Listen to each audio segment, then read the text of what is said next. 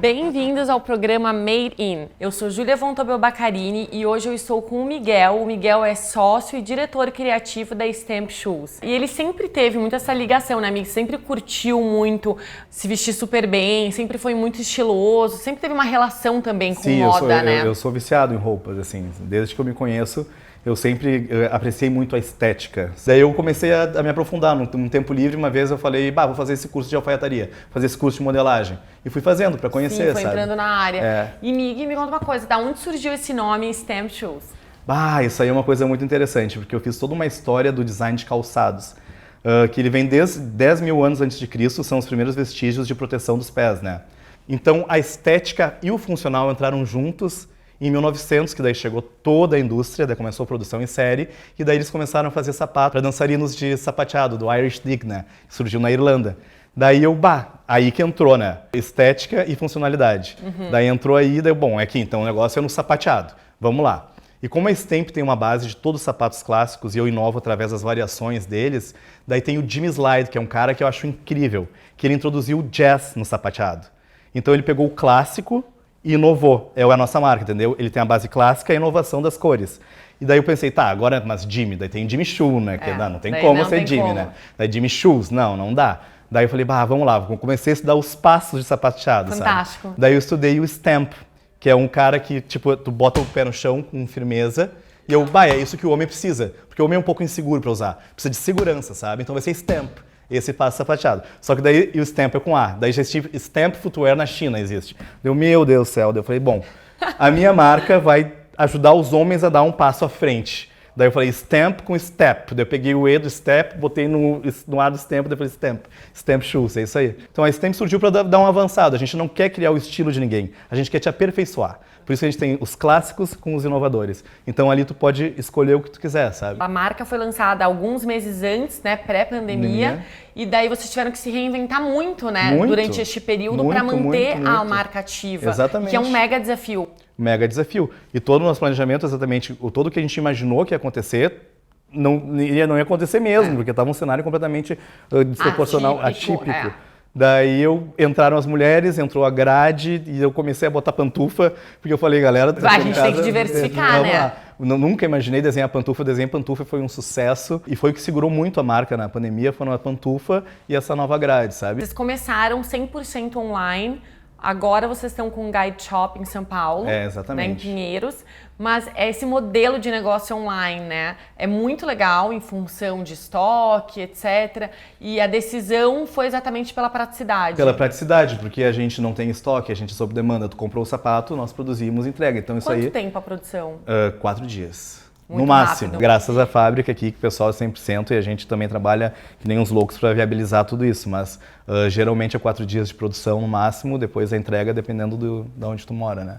E a marca hoje em dia, eu acho que ela é muito interessante, que ela é para todos, ela abrange todos os públicos, tem todos os produtos, a gente tem de um Oxford extremamente luxo a uma pantufa, sabe? Então, quando me perguntam em público-alvo, às vezes eu falo assim, meu público-alvo só começou, só na ideia, porque hoje em dia ele tá completamente amplo, sabe? Tinha 3 meses de marca e veio a pandemia, meu Deus do céu, vai quebrar? E você ficou planejando um ano, né? É. Eu acho que também tem essa questão, você conseguiu, né? Você, por uma sorte, um destino, você encontrou o teu sócio em Portugal. Daí você volta para o Brasil, não é que foi aberta assim a marca. Teve todo esse ano de estudo, esse trabalho para pensar, para fazer um bom lançamento. E daí você lança com a pandemia. Lança com a pandemia. Então eu imagino o desespero ou o agora, nervosismo só que nesse agora, momento. Quando passar, eu já tô seguro, sabe?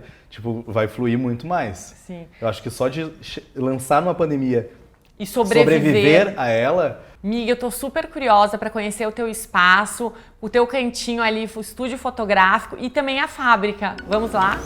Daí vem aqui, ó, essas minhas amigas fazem a mágica, ó. Depois as peças, ela monta aqui, ó, depois elas cortadas ali da máquina. Fantástico, tudo feito à mão.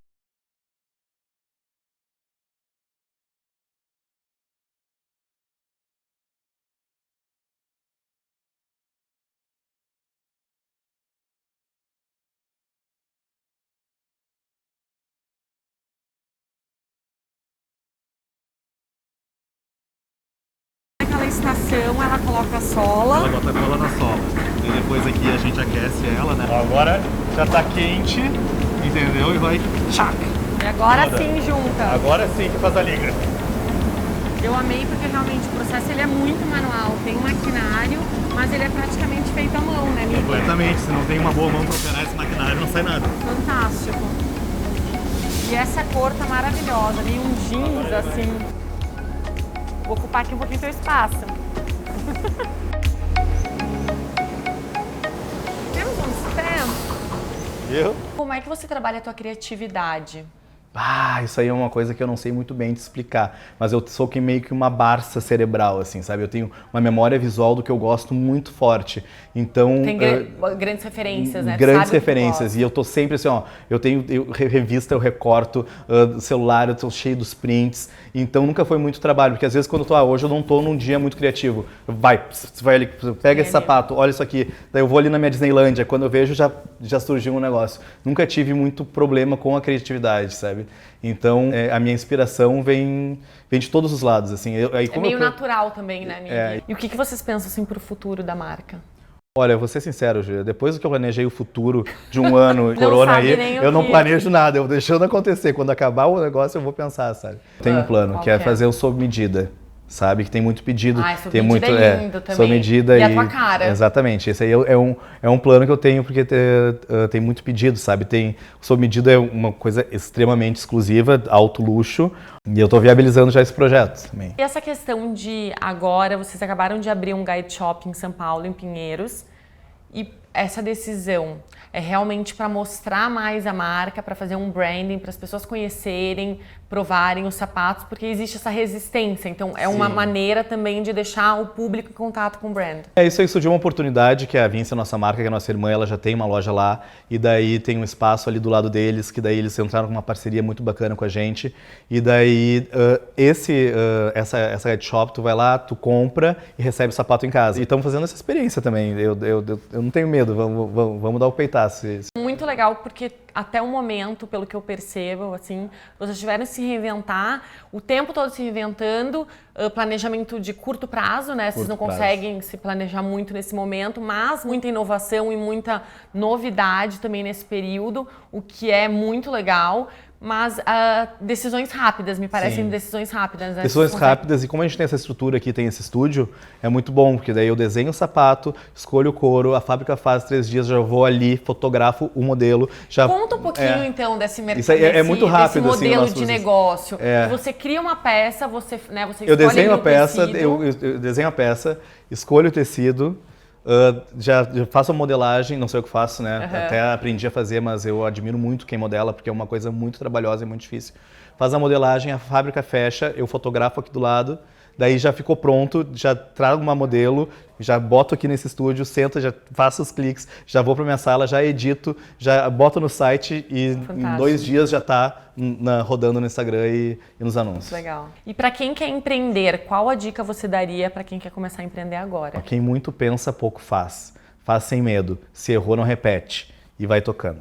Que eu vejo que agora, nem você comentou, né? Agora no feminino vocês incluíram algumas cores.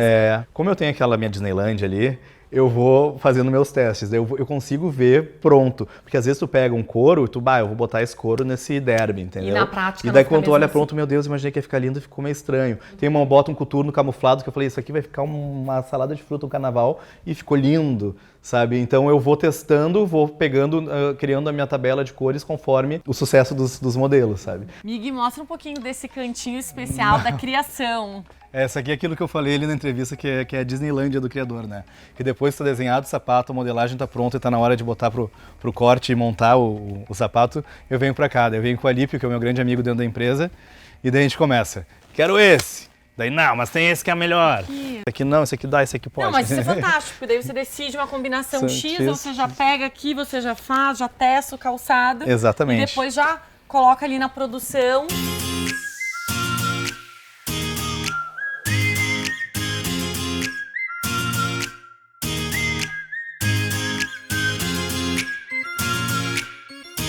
Depois os couros lá, quando são aprovados, né? Eles vêm para cá, são catalogados, ficam aqui. E esses aqui são todos os couros da nossa coleção no momento. Todos os sapatos que a gente está usando Então aqui, está aqui o material, né? Mostra essa novidade, Esse aqui é alpargatas, que eu adoro. É um lançamento agora, esse aqui é um teste de palmilha interna, né? E você que fez esse desenho? Eu que faço esse desenho, eu faço ele bem simples, bem básico, sem grandes renderizações, assim, para facilitar cada vez mais o modelista ali. Eu acho que a simplicidade tá no processo também.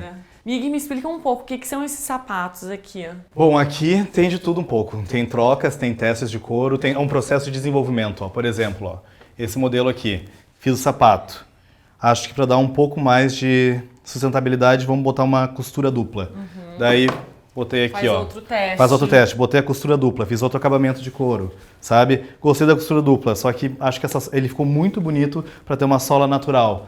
Daí pega, desenvolve uma outra sola, troca a cor da costura até ele ficar pronto. Então fica um tempo nesse teste Sim, até você... às vezes a gente não acerta de primeira, né? Exatamente. Então tu vai trocando, vai testando, vai se apaixonando. Até decidir um modelo exato de lançamento. E às vezes tu faz tudo isso e volta para esse. É Sim, muito doido. Primeiro, exatamente. É muito foi doido, que mais exatamente. funciona. Miga, eu tô vendo aqui alguns modelos, né, de sapato. Essas aí são as bases Achei dos muito sapatos, legal. né? Tipo, Mostrar os aqui modelos pro de pessoal. Oxford, os modelos de Derby, que são os clássicos, que tudo é criado em cima disso, dos monk straps, os loafers. Na verdade, o sapato Oxford, né? Ele é esse que os atacadores, ele tá no cabedal, que é este aqui, por exemplo. Tá vendo?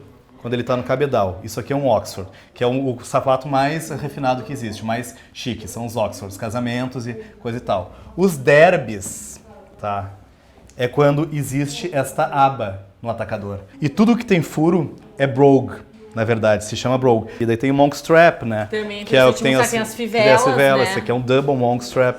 É importante mencionar que todos os couros são certificados, eles têm certificação Gold e eles são nacionais. Aqui vocês veem alguns dos certificados. Estamos aqui no estúdio do Mig e ele vai mostrar um pouquinho do dia a dia dele aqui. E o mais legal é que o Mig realmente é super criativo, então ele cria, né? Ele faz o design, ele faz o teste dos modelos e aqui ele realmente tira as fotos para depois colocar no site. Exatamente, depois que o produto fica pronto, ele vem para cá, eu boto aqui na minha mesa, fotografo ele, já trato automaticamente ele no computador, envio para o site e ele já está pronto para ser consumido. E se tiver algum modelo disponível, às vezes a gente chama alguém quando é programado, sabe? Mas como tem sapato sempre saindo, às vezes não tem. Daí eu pego aqui esse fundo infinito, já faço a montagem, já faço a produção, tem ali o camarim, o guarda-roupa e vamos... Viabiliza muito tempo na empresa e otimiza muito o custo, né? Com certeza, porque você já Exatamente. você faz várias funções, a mesma pessoa com diversas funções.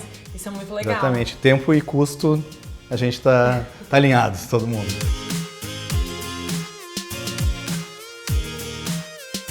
Espero que vocês tenham curtido essa história de empreendedorismo aqui da Stamped Shoes. Miguel, obrigada por nos receber aqui, contar um pouquinho da história de vocês, sucesso. Eu que agradeço, Júlia. E eu espero vocês na próxima semana com mais um episódio de Moda e Empreendedorismo aqui no Made In.